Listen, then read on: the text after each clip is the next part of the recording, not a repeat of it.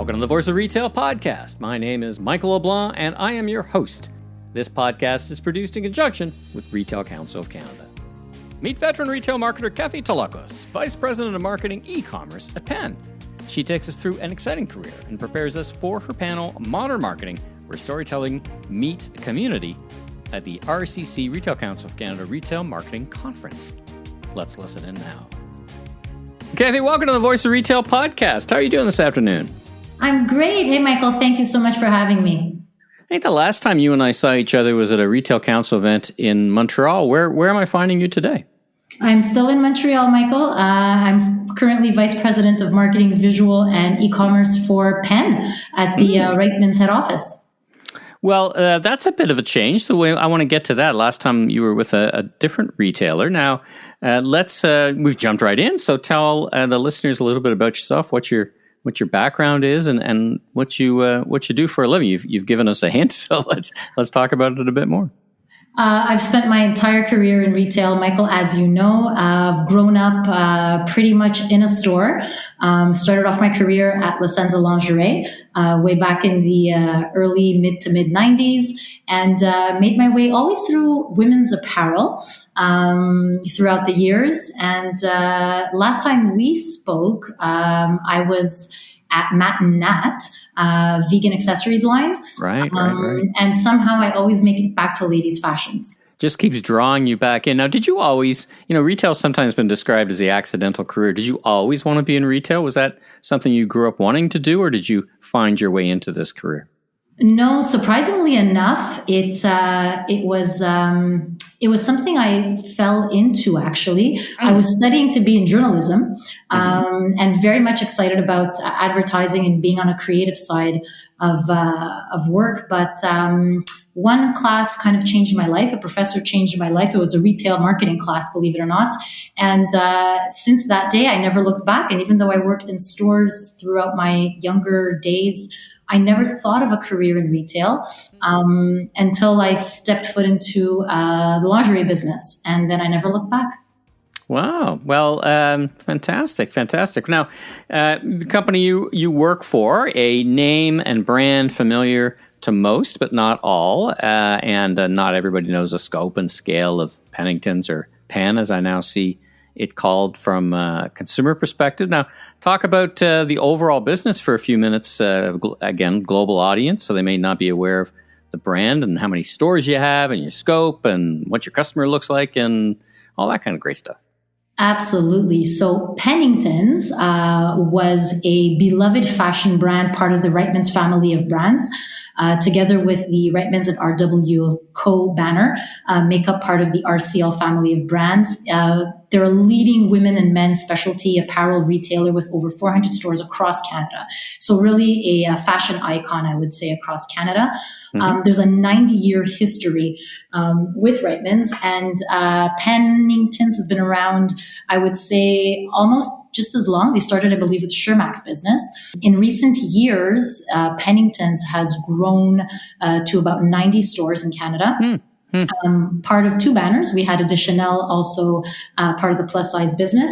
And we are really Canada's premier destination for plus size fashion, ranging from sizes 14 to 32.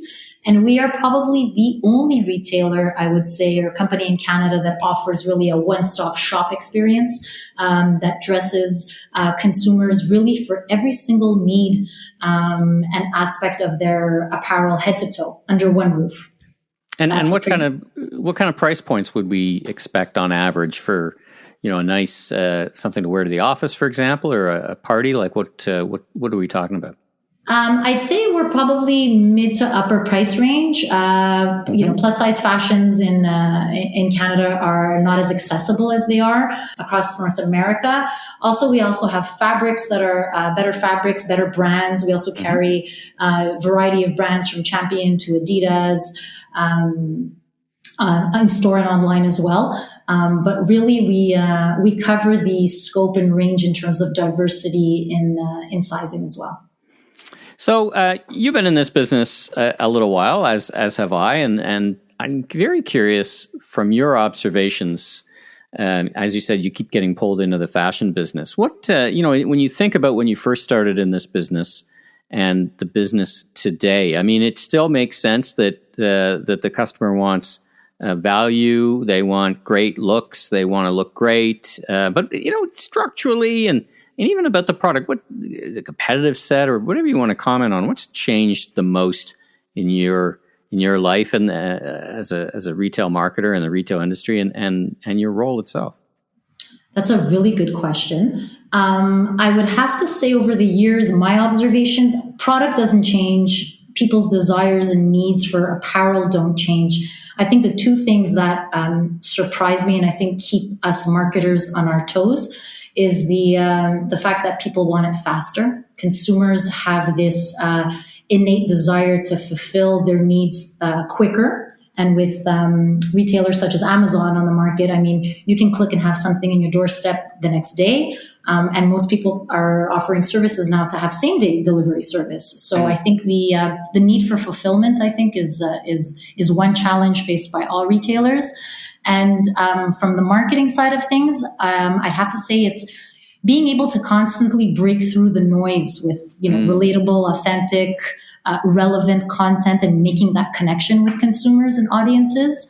I think that's been the defining challenge for marketers today, and a little bit about what we're going to be talking about at the conference next week.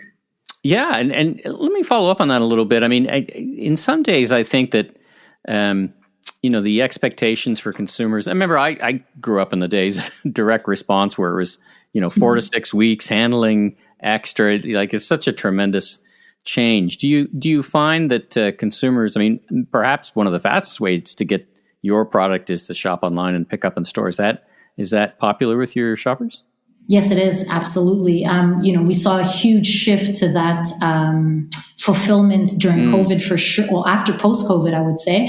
During COVID, we shifted so many consumers direct to the online business. And then coming off COVID, buying online and picking up in stores has become even more so important because they do want to come in and interact with the brand. They do want to have that service at a certain point, and they want to touch and feel product at any point through the journey, for sure. Interesting. All right. Well, let's as you mentioned it, you are on a panel coming up at the Retail Council Canada's Retail Marketing Conference, Modern Marketing, where storytelling meets community. Give us a preview and a sense. I know some of your fellow retail marketers who will be on there. Jake Carls, for example, is just a pile of fun and a pile of inspiration. He is. So tell us a little bit, or tell the listeners a little bit about what you'll be talking about on the panel. Absolutely. So Jake is on the panel, as well as Ashley Freeborn, who's one of the founders of Smash and Test. So I'm a big fan of both of their brands, actually. Great. So a lot of what we're going to be talking about is how storytelling has become the community connector for our brands. I think that's probably the main message here. And as I shared earlier, it's a new era of storytelling and content creation. And it has impacted our industry so much in recent years, and it's continuing to transform itself as we go along. And being able to keep up with that and meet that demand of catching consumers' attention, entertaining them, being authentic, and how do you differentiate yourself as a brand and build awareness with your consumers in this space is something that we're having to learn really, really quickly. And some of us are doing it with ease, and some of us are doing it with a lot of fun attached to it as well. But I think it's also a little bit challenging for more traditional retailers in that space.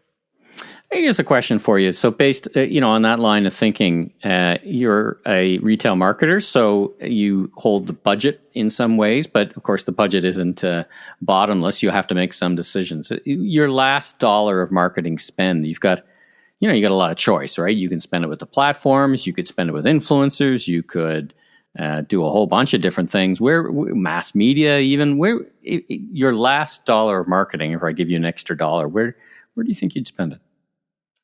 That's a really good question. I think my last dollar today would probably be with content, with influencers and content creators, because that connection, and I've seen it hands down with our own community.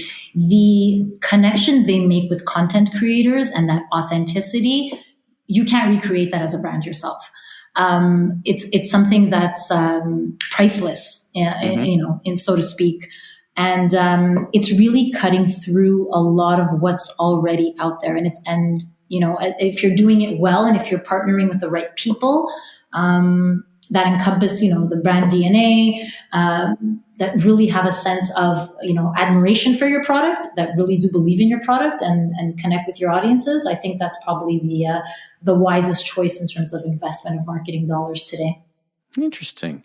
Well, the conference is coming up fast. It's on September 19th in Toronto for those listening in advance. And for those perhaps who might hear this after the conference or may not be able to make it to the conference, how do they get in touch with you and learn more about you and what you do? Are you a LinkedIn person or go find more information about the brand? What do you recommend?